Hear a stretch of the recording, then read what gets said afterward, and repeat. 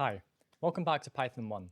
This video will cover the basics of Python, such as data types, operators, and indexing. Let's begin. Here we are in Jupyter. So first of all, we'll begin with data types. So in code in Python, our values that we store in our memory and our variables have to be a type of data. So I'll go over three types here. The first one are integers. These are whole numbers like -2, -1, 0, 1, 2, 3. And they're very common for mathematical operations. However, you may notice they don't have decimal places, and we'll get to that in a little minute. Next, we have strings. These are basically bits of text, so cat, integer, or 3 with the string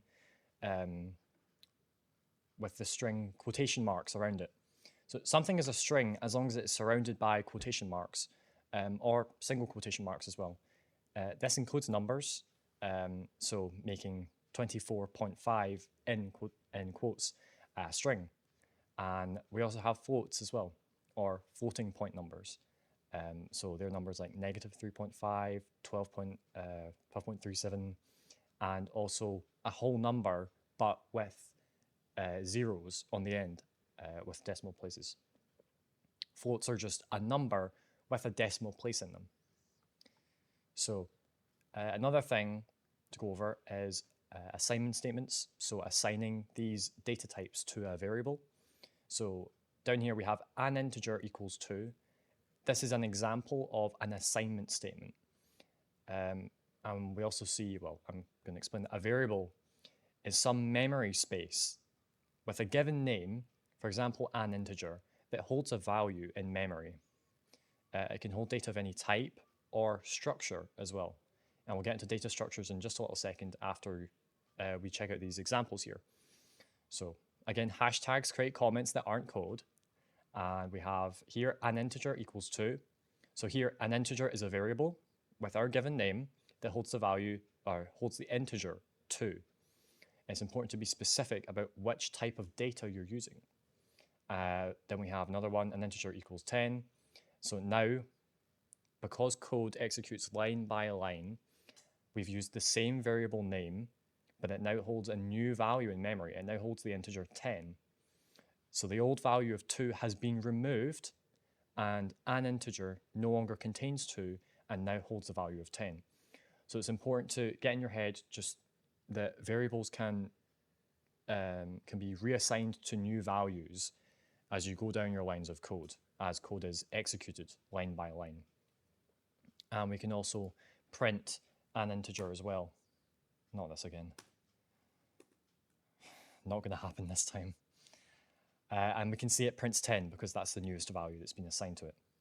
We can also use this function here called type. This will tell us what type of data is held within a variable. So if we put in our variable an integer into type as a parameter, and we'll get onto that in the functions video, this is just an example for you to see that you can test and you can find out what kind of data is held in your variables. So we can see that it says int here, and int obviously means integer. And then we have a string is equal to, and then we've got, remember, everything inside the quotation marks is a string. So even a big long sentence like a whole number greater than 5. And if we do type, it says type str for string. And we've got here a float is equal to 18.5. And if we do type a float, we get float. So these are examples of data types and assigning assignment statements as well, and printing them out and using the type function as well. So now we're going to move on to data structures now. We'll begin with lists. Lists are a series of entries separated by commas and enclosed by square brackets. Lists can contain any data type for each entry between the commas, and every entry can be a different data type as well. A comma, it's important to know that a comma must separate entries in a list. So for example, we've got the list here, which is 1, 2, 3, 4, 5, and I'll execute that line. So we've executed that cell. And you can add new entries to the end of your lists with the append function as well. We're going over a few new functions in this video. The next video is entirely dedicated to functions. These are just really basic ones that we're going to use in this one, so don't worry, it's not going to get complicated. I hope you can follow along just intuitively what they're doing, but you will get a full explanation of what functions are and how they work in the next video, so don't worry about that. Don't stress over it. So we can print out our list as well, and you can see here we're using the append function to append the integer 6, and this will add 6 to the end of our list as a new entry, and we can reprint the list again, and we'll see that it now contains our new value. So let's print it out. As you can see, previously it had 1, 2, 3, 4, 5, and now we've appended 6 on, and it now contains the value of 6 at the end of the list. This is how the append function works. So they're lists, enclosed in square brackets, separated by commas, can have any type, and they're also ordered as well, but we'll get into that just after we get into tuples. So below here is an example of a 2-tuple. Tuples are basically similar to lists. They're a series of entries separated by commas and enclosed by rounded brackets. Tuples can be any size, just like lists, even 1, as long as there's a comma after the entry, just like this. So you can see it's enclosed in rounded brackets, and you've got 1 and then a comma, and then you close off the tuple.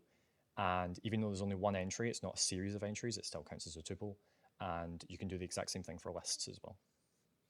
So we've got an example of an assignment statement assigning a tuple to a variable called the tuple.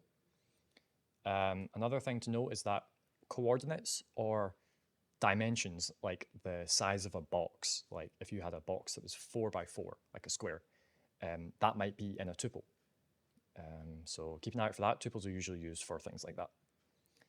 Now we go into indexing. Indexing is accessing a specific piece of data in a data structure, such as the first entry in a list. Another thing to note, very important in computing, if I could make this a big bullet point, I would, because it's huge. Counting in computing begins at 0, not 1. Okay? We start counting at 0, not 1. So the first entry in a list is the 0th entry. Okay? So you got that? The first entry of a list is actually the 0th entry. And this is indexed by saying the variable name, okay, that the list is held in, and then in square brackets, right next to the name, put the value of the entry place that you're trying to access. So the first entry place is number 0, not 1, number 0, and we index it in square brackets like this, okay? And I'm going to give you some examples as well, because this is probably seeming a bit iffy, but don't worry, we'll cover it and it will go into your head and it will work and everything will be great. So we've got, again, an example of the list, 1, 2, 3, 4, 5, here enclosed in square brackets. And we've got a tuple as well, 1, 3, 5, odd numbers. Now we can print out our list and we can print out the positions, the specific list I have created for demonstrating the position number of entries. This print statement isn't very efficient and is a bit messy, but it's just for this example. We can also print a specific entry in the list here. So print the list 0 will print the first entry.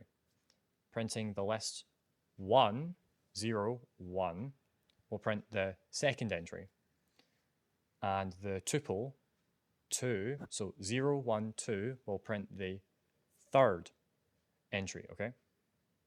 So we can print this out.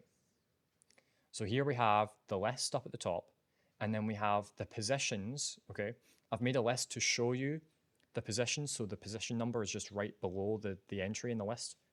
Do you get what I mean? So this is the actual list here, the values 1 through 5, and then their positions are below. So 1 is position 0, 2 is position 1, 3 is position 2, 4 is position 3, and 5 is position 4. And then we've accessed the first entry with this one here, and that's that statement, is 1. The second entry, which is 2, and you can see it's printed down here.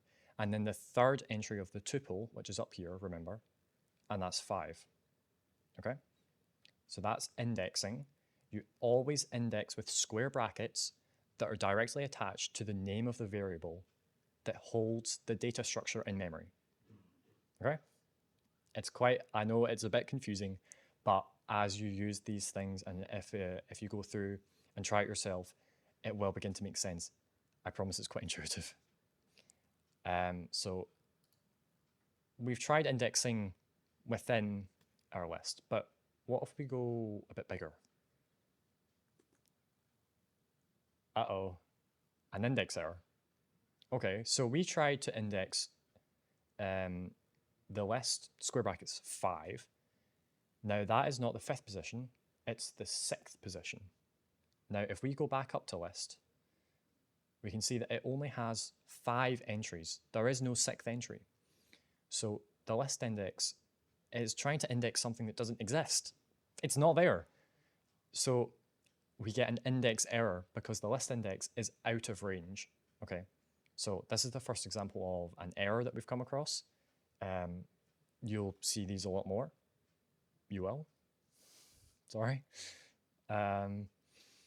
So just watch out for that. If you get an error that says index error, it just means you're indexing out of range. The position doesn't exist. Go and check your code again. So here there's a wee explanation basically.